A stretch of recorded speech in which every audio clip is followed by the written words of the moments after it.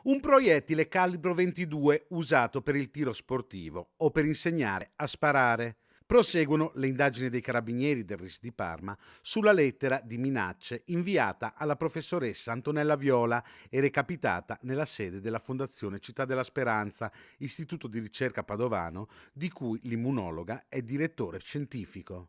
Un proiettile di piccolo calibro in grado di fare molto male, ma anche di uccidere, se sparato, con precisione.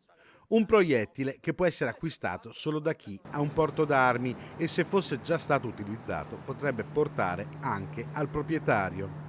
Si concentrano qui le indagini dei carabinieri che stanno analizzando anche la lettera di minacce. 7 righe scritte con una macchina da scrivere vecchio modello, difficile da trovare in commercio. Nella lettera si chiede con tono minaccioso alla professoressa di smettere di sostenere la vaccinazione anti-Covid pediatrica o verrà colpita lei e la sua famiglia. La dottoressa Viola sarà sentita in procura non appena rientrerà a Padova dal suo periodo di vacanze all'estero con la famiglia. Il prefetto di Padova, Raffaele Grassi, ha ribadito che alla scienziata sarà garantita una scorta 24 ore su 24 e che saranno sorvegliati i luoghi che lei frequenta abitualmente.